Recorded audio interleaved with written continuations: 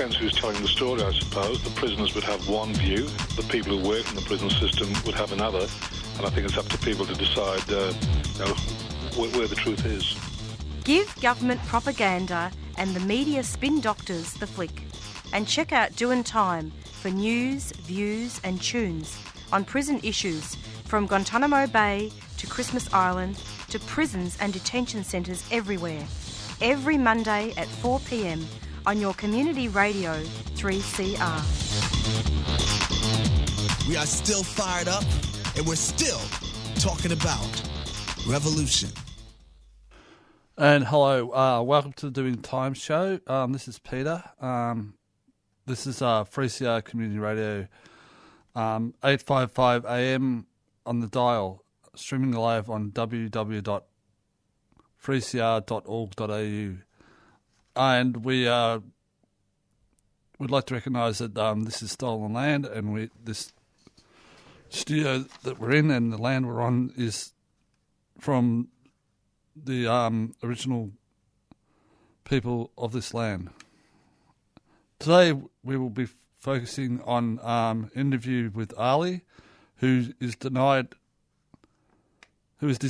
at Adelaide Detention Centre, and was previously in Mita Detention Centre. Ali was recently interviewed by Green Left Weekly about the conditions of asylum seekers and refugees in Mita.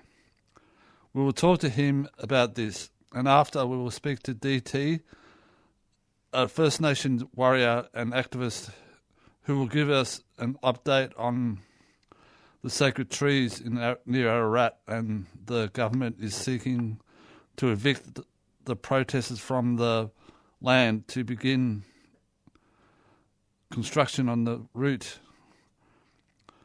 which will be demolished. The sacred trees protesters have been there for 14 days. Have 14 days to evacuate. So I just got on to Ali. I just put a song on John Butler Trio, "Thou Shalt Not Kill." Steal.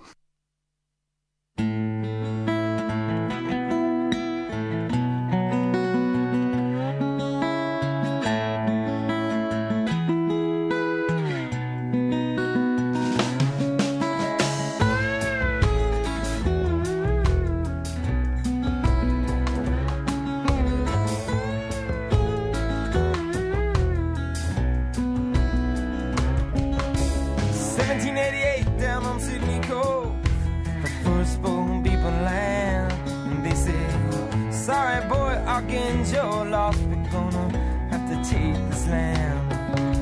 You break out under British rule, man, it's sure you're gonna hang. You work your life like a convict with a chain on your neck and hand. And they say, oh, black man, thou shalt not steal. Oh, black woman, thou shalt not steal. With your science and your technology, you go and you make a nuclear bomb. A population in Greece, so you go and make a 3 million megaton.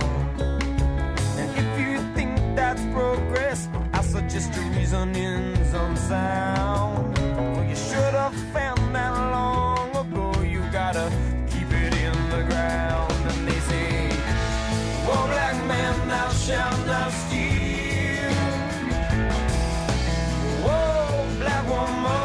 Shall not steal. We're gonna civilize your black puppet lives and we'll teach you how to kneel.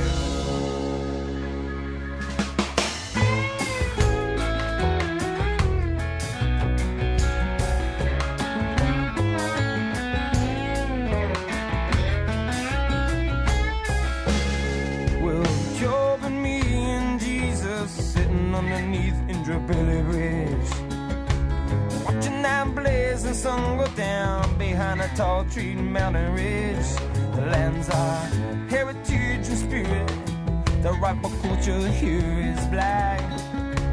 We're still sitting here wondering when we're gonna get it back. And they say, oh black man, thou shalt not steal. Oh black woman, thou shalt not steal. We're gonna civilize your black barbaric lives and teach you how to live. But your history couldn't hide the genocide. It's the hypocrisy that is real. Didn't Jesus say you're supposed to give the oppressed a better deal?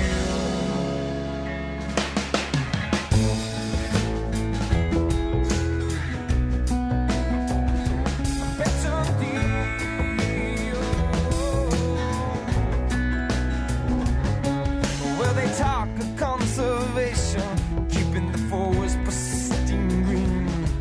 But in 200 years of materialism, you strip that forest clean. And race is a contradiction, understood by mostly none. When the left hand holds the Bible and the right hand holds the gun. And they say, oh black man, thou shalt not steal. Thou shalt not steal. We're gonna civilize your black barbaric lives and we'll teach you how to live. But the history couldn't hide the genocide. It's the hypocrisy that is real.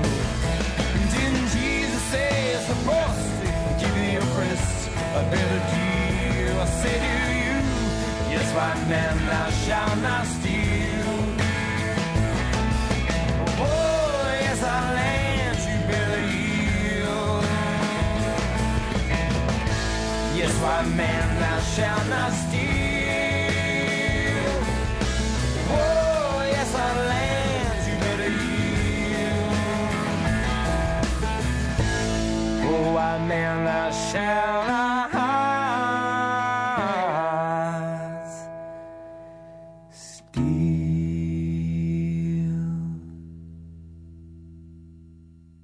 And you're with 3CR 855 AM, and we have Ali on the line. Hi, Ali. Hi, Peter. How are you? Well, was really nice song, actually. And nice to hear from you again. Oh, are you same. doing good? Yeah, very good, thanks. Got a bit of flu, but, you know, the weather's pretty full on here. Yeah, it's cold. been weather all over Australia. It's been very, very cold, actually, very likely. Yeah. So, welcome to the program. Melbourne Immigration Transit Centre, mita, has been described as a hidden hell for refugees. Can you tell us about this? It's the worst detention centre. Like, I've been in Christmas Island, I've been in Villawood Detention Centre, I've been in the Blacksland Detention Centre, and Kingfisher, and Yonge Hill, and PIDC, MIDC. mita is the worst detention centre I have ever met and seen in entire detention centre network in Australia.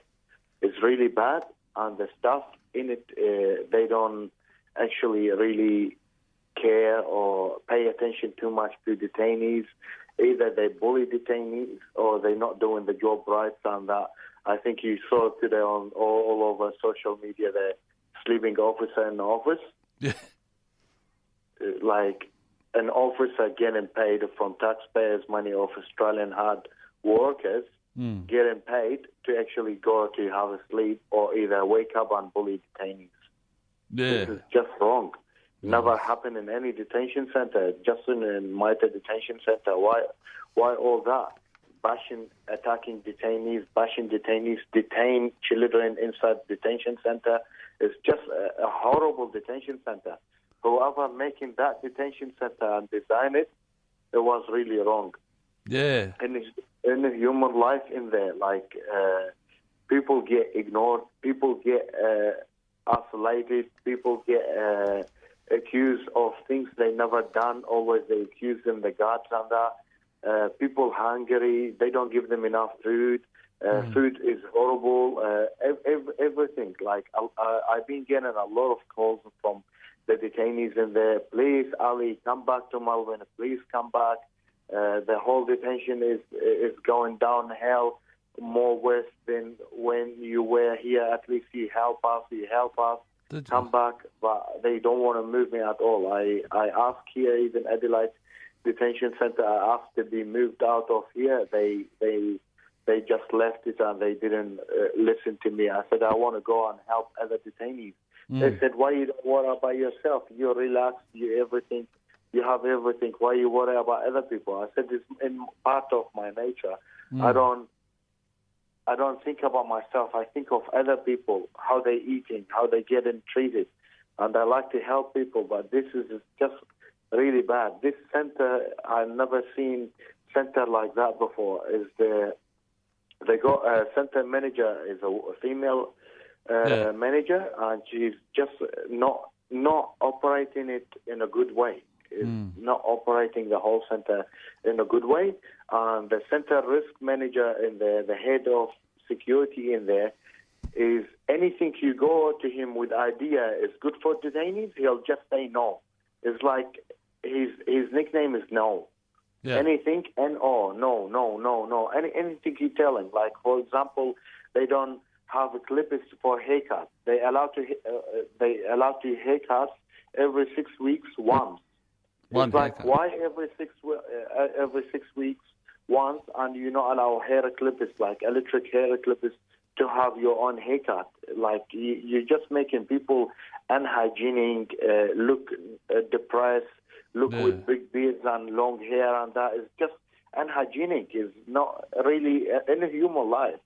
To be actually living in a room with toilet and shower next to the bed with no door to the toilet and shower, it's just inhuman to see another human being at the front of you using toilet or having a shower. It's just not good.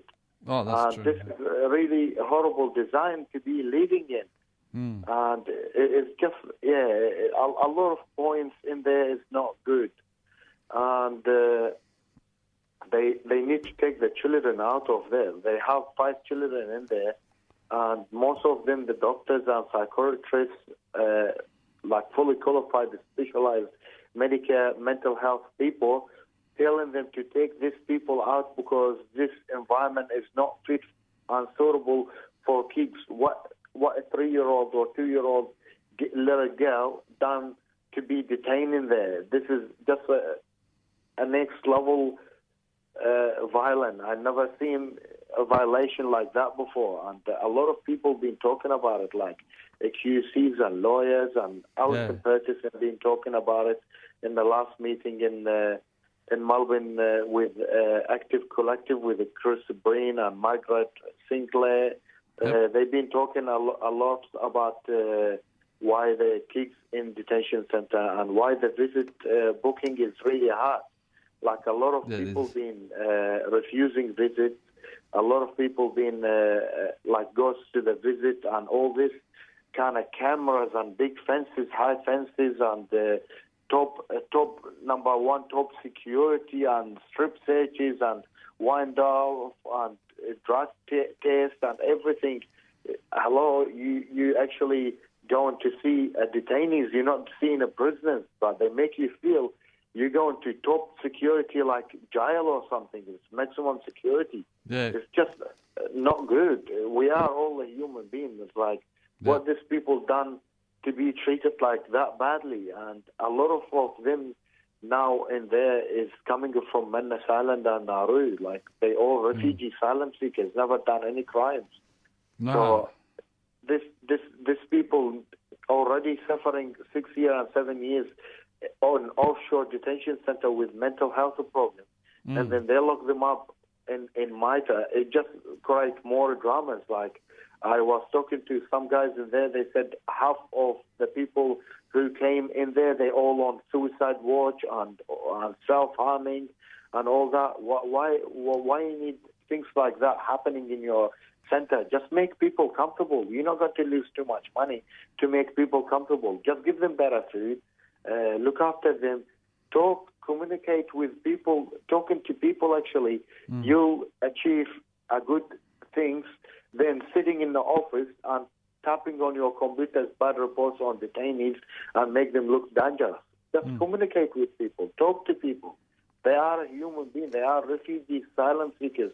They're not criminals or bad people to be actually treated like that. So you just spoke about... Oh, sorry. You just spoke about children in detention. Could you talk about baby Isabella? Yeah, Isabella. I saw her yesterday. Was my friends having visit in Mita detention center, and she was in the visit center. So they called me up, and I saw the two little girls in there in the visit center. It's just horrible, like to see them. Like I feel I nearly tears up, nearly cried about them. Like why these two little girls in there in detention center, and they around fences and around guards with no heart, with nothing. They don't care about nothing. All they see the detainees there as a number in detention center because they're there. And what I say to Serco is treat people okay because it's getting too much. And if these people not in detention center, you wouldn't have a job. You would be looking for Centrelink or looking for another job. So get to know them better. Get to talk to them, not actually just to detain them there and then handcuff them and attack them and do stuff for them. I understand sometimes people get angry and that and frustrated like detainees and that because they locked up for a long time and they don't know their future. They get a quick emotional. They get a quick on like suffering mental health and that because no one knows when this is going to end, when this situation going to stop from detaining people, and it's just really bad. They need help. Yeah, true. Yeah. I don't know what to do anymore with them. It's just horrible. Like they're getting paid to sleep at work. It's like where is this? In which kind of detention center happening this ones? Like I never seen detention centers before. Like I have a lot of videos of attacking and that, but I never seen officers sleep in the job. Only in Mita detention center because they don't communicate. They don't go out of their office. Most of them just lazy. Don't want to do nothing. They don't want to help detainees. They don't want to communicate with detainees. They don't want to help them. They don't want to give them proper food. They don't want to give them proper living conditions. Everything. Like living visitors. One of the compounds called me up today in the morning. Said, Ali, our hot boiling water to drink coffee and tea has been broken. The hot water boiling water has been broken for nearly a month, and they're not fixing it. Oh. Can you help us with it? I said, just put a request to Border Force and try to ask them why this hot water not being fixed in there. Like a lot of stuff, like little stuff, just help them understand their points, understand why they're asking this kind of stuff.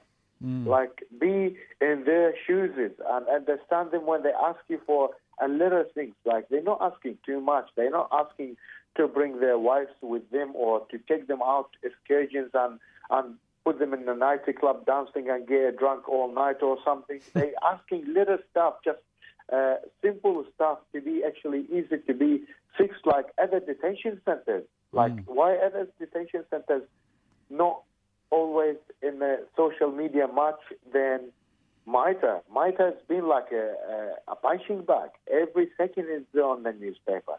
It's actually, I was talking to a human rights ladies. They had a meeting in Sydney as well with the Refugee Active Collective in Sydney as well. They said we consider now Mita Detention Centre is a #1 West detention centre in onshore detention network in Australia. #1. It said it's the same level of the offshore detention centre. Mita Detention Centre now, #1 violation and breach of every single rules and regulation and a breach of conduct, and the contract is just way above the line. I thought Broadmeadows not Broadmeadows, Maribyrnong was bad, wasn't it? But they closed that down. Maribyrnong used to. I've been in Maribyrnong. Yeah. Maribyrnong is less like a lot of people in Mita. Like one of them is me in Mita. I wish I got to Maribyrnong.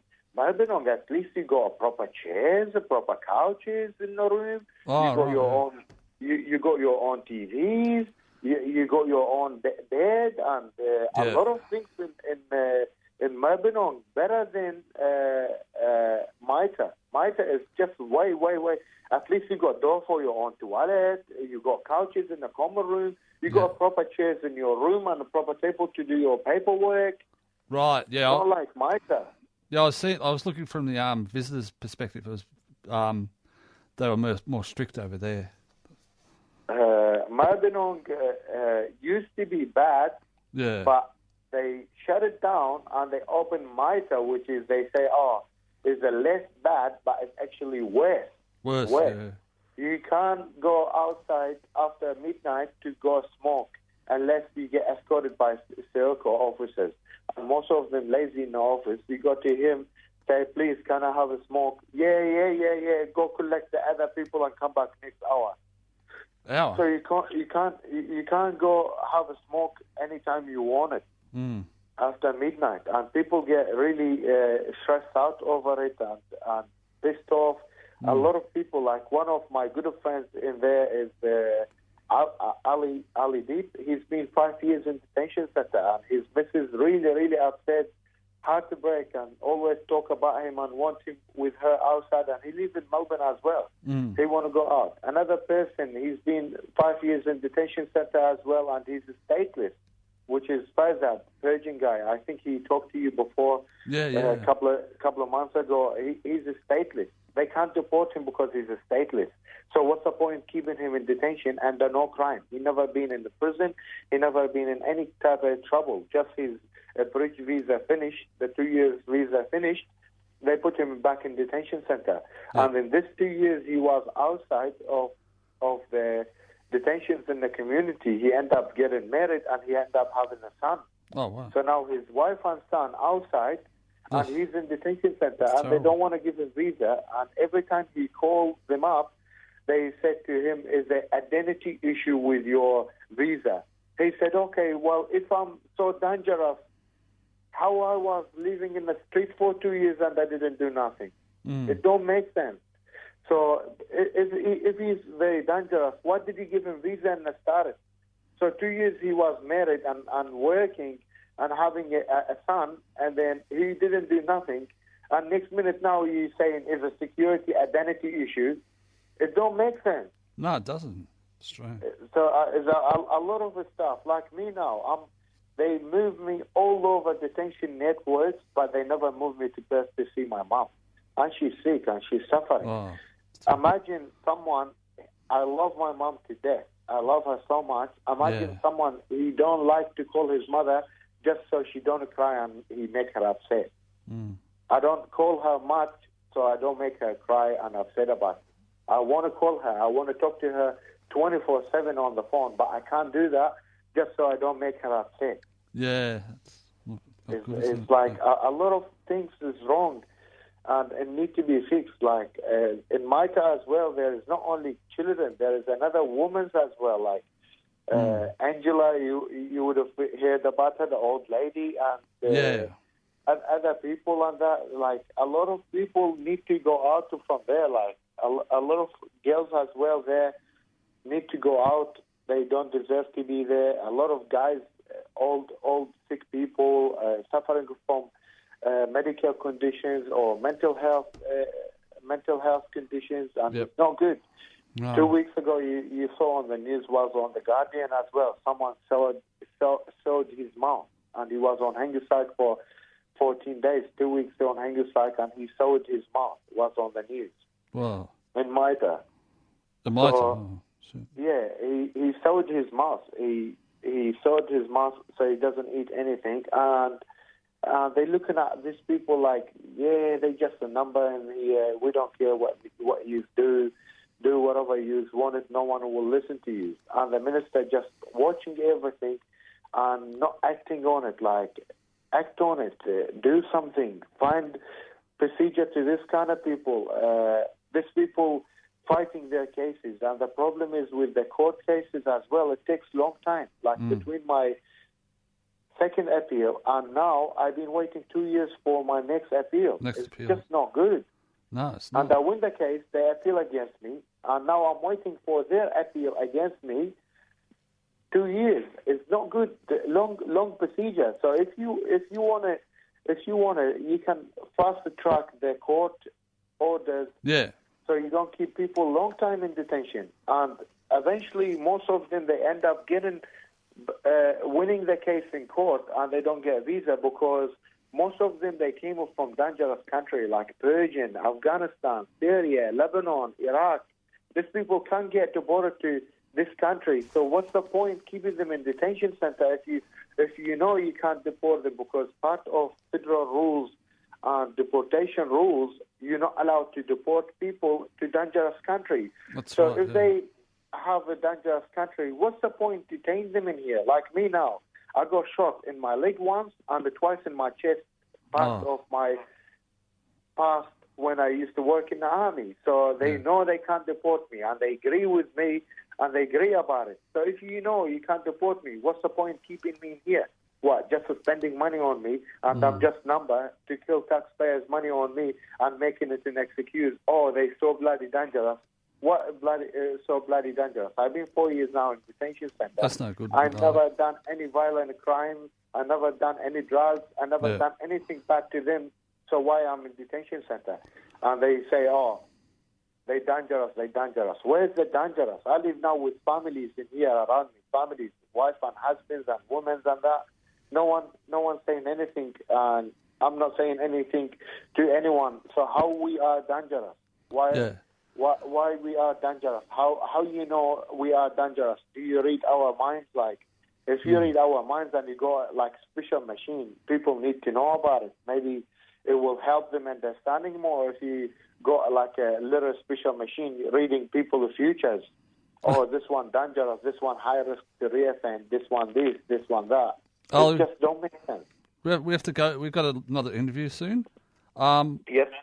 Could you tell people about the website, the Facebook? So the Facebook website is 501 Circle and ERT. So 501 Circle and ERT. That's the Facebook page where everything goes online on it, and it shows the bullying and the videos and the pictures and the evidence of circle bullying detainees, like attacking them, bashing them, saying bad words and swearing at them all the time. Pictures of them being sleeping at work, pictures of them being corrupted, pictures, a lot of pictures and videos on that page is 501 Circle and ERT. Thanks very much. That page is on Facebook. Thank you very much. Thank you, mate. Have a good night. Thank you. Bye. Thank you. All right. See you. See ya. And that was Ali, who's in detention in South Australia. We'll just get to the next interview, which is will be DT from the Secretary Embassy. So, a quote from the Ararat Times announcing Friday that Western Highway duplication project will be altered to protect two culturally significant trees has been met with mixed reactions.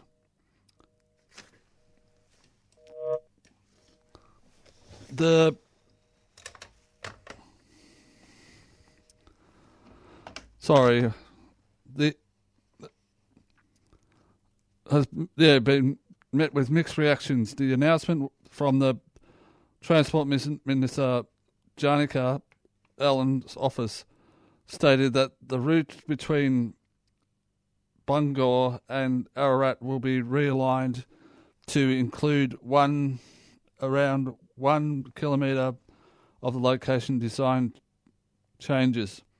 This will retain 2 birthing trees, and that's very disappointing. There's a call out that on the 21st to go down there to the sacred trees. We'll get on to DT in a minute. I'll just put it on an announcement.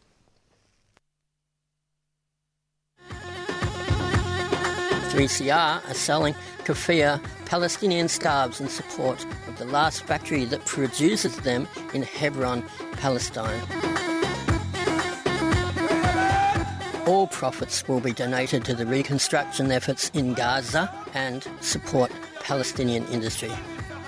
These are traditional scarves available in red and black, or you can choose from a modern design. Go to 3cr.org.au/shop to buy online or drop into the station during business hours.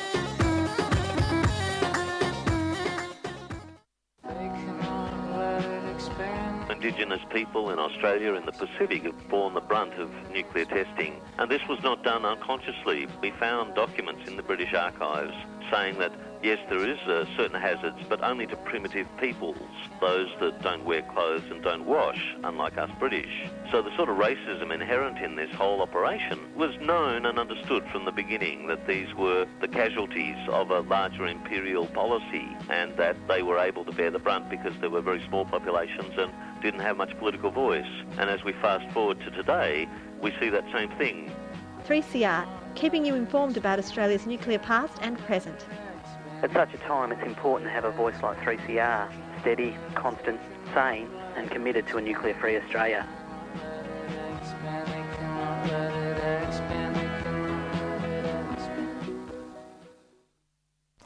So at the moment we can't get onto DT, so I'll just go to this song. It's from a band called Blank. I'll just go to an announcement.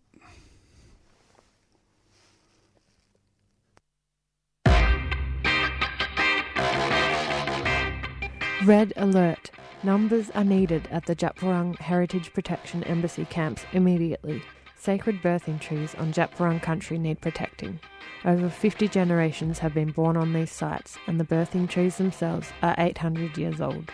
These trees are being protected from the Victorian Labor Party's planned highway extension that is set to destroy this sacred dreaming landscape. The cops are coming with eviction orders very soon. The campaign to protect country is led by Djab Wurrung traditional owners who are calling on people from all walks of life for support. You can help by joining traditional owners at the camp on Djab Wurrung country near Ararat, or by donating and putting pressure on Daniel Andrews to protect this sacred land. Visit dwembassy.com for more information and updates. No trees, no treaty.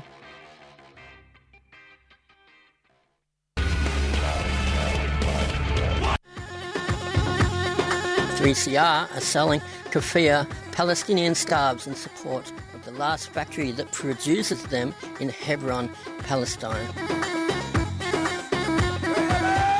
All profits will be donated to the reconstruction efforts in Gaza and support Palestinian industry. These are traditional scarves available in red and black, or you can choose from a modern design. Go to 3cr.org.au/shop to buy online or drop into the station during business hours. And you're with 3CR 855 AM. We've got DT on the line. How are you, mate? Oop. How are you, mate? Yeah, going all right. How are you? Oh, pretty good. How's it going down there? Pretty good? Yeah, we're going okay down here. We're just remaining tight-knitted and remaining faithful and remaining focused. Yeah. So can you tell us about the eviction notice and that was given to the embassy? Yeah, we were given a notice of 14 days to vacate by Major Roads Projects Victoria. On part of that notice, stipulated on the notice was take your cultural possessions with you. Don't know how we can take our cultural possessions with us. No. Can't take trees with you, really. Can't take the land with us either. No. And so, yeah, that 14 days, and that officially runs out on the 21st. So as of the 22nd, they could move in at any point, at any time. Right, yeah. start their eviction process. Yeah. So it's the whole land, isn't it, and the trees and the rocks and everything there. It's not just 2 trees or what the... It's not just 2 trees, but come on now, we connected to our country and our land and our landscape. I'm just going by the what the minister's saying. Yeah, well, that's how they go. You know, they stipulate how they can, you know, they can separate a tree from a land. You can't separate them; they're both connected. That's it. Yeah. So, according to Ararat Times, the Transport Minister, it appears that some trees shall be protected. It's not really a good solution. What do you think about that? Can you talk about it? Or? It's not a good solution at all. No. It's still going to destroy the landscape. Yep. You're going to destroy a lot of hills and, you know, a lot of big mountains and all that kind of stuff. And it's going to take out a lot of the landscape. And did you say that's going to take out a lot of our dreaming. A lot of the songline to this part of the country as well. Yeah. And that'll be like basically genocide, isn't it, mate? It's devastation. Yeah. Devastation. Yeah. You know, songline is also a part of who we are every single day. You know, our waterways and our land and trees and animals and rocks and everything that, you know, is involved with the land. Mm. So why are some trees getting protected and some not? They say some of them are culturally marked and some of them are culturally not. That's what this is a system, you know, system of oppression. How we deal with things. Yeah. Can't just save the land and all that's connected to the land. They got to talk about specifics, separate stuff. You know, separate things, and it's all connected. Yeah, separating the land from. Yeah, well, they're separating the land from from the dreaming, the songline, land from the trees, land from the animals, land from all sorts of things. Yeah. Can you tell us about us? Will the traditional owners be resistant? Yes, we'll be very resistant in terms of very peaceful. Yep. No violence from our end. We're not we're the protectors of our country. We're not the decimators of country. Yeah. So we're not the ones who harm. We're the ones who look after and protect. And so we'll do that on the front line. And if they should come in with their force and their brutality and whatnot with the Australian police and whatever other army services they want to use to remove us, we'll remain non-compliant, and we'll do it in a peaceful manner. Mm. So this question, my friend Marissa wrote, why can't there be a cheaper route option, or why can't motorists just reduce speeding? That's preferred better than cutting down the sacred trees. Yeah, there is a cheaper route. The northern option. Yep. $66 million cheaper. Really? That's a lot. Yeah. It's a lot more less culturally damaging as well. Mm. You know, it doesn't interfere with much of our culture that we know of so far. It's there. Yep. So we're still yet to be able to go and have a walk down that particular path and see what's to complete a proper culture heritage management plan within that, see what's there and do some mapping and whatnot. So we're very much advocating for the northern route. And so what happened to that? How come they're not doing it? Well, they haven't. I don't know.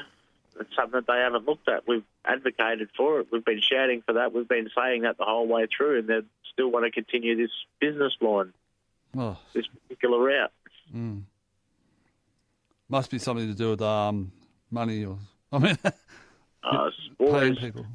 Always got something to do with money. Yeah, isn't it? It's their whole it's their whole, their whole regime. Everything's built around the money. Yeah, capitalism, basically.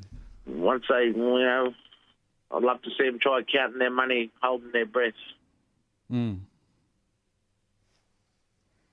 So, 21st, did you say that the call-outs for the 21st? Yeah, the 21st is a day that the 14-day eviction notice runs out. So as of the 22nd, they can move in at any time. Mm. And so, yeah, we're asking for mobbing for supporters and brothers and sisters and uncles and aunties and those who want to stand in solidarity with us to come to our country and to stand in solidarity with us. Yep. How do they go about doing that? Is there a Facebook? Yeah, we have a website. We have a Facebook website page also, www.dwembassy.com. Yep. Yeah, they can go on the website and have a look on there and contact us through there, or they can contact myself on Facebook also, Zalanak Jabmara. They can also either hop in the car and travel down this way. They can come they can hitchhike down this way. They can walk down this way. They can ride a push bike. They can jump on a train. Mm. And where they're going is to Ararat. We're based about 10 kilometres just outside of Ararat along the Western Highway, opposite Wurrung Road. Wurrung Road. Yes, that's correct. Oh, thanks very much.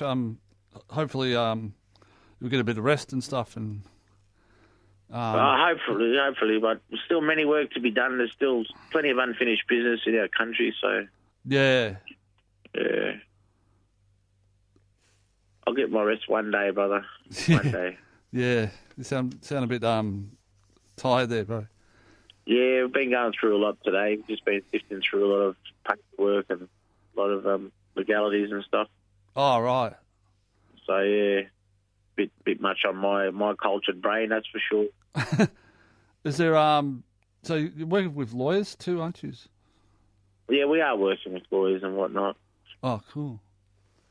Well, thanks very much. We'll get back to you hopefully before the 21st. Yeah, no problem. All right, take care of yourself and everyone there as well. Interview. You're all right. Okay, cool. No worries. All right. No worries, brother. See ya. Bye.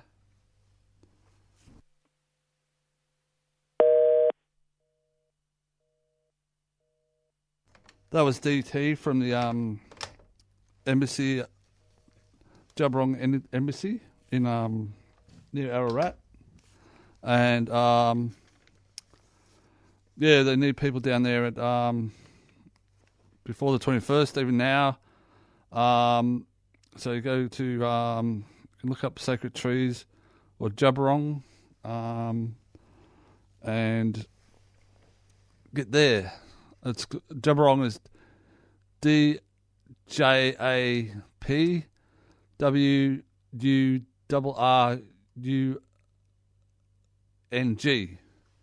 So we'll just go to a song called Rivers of Tears by Kev Carmody.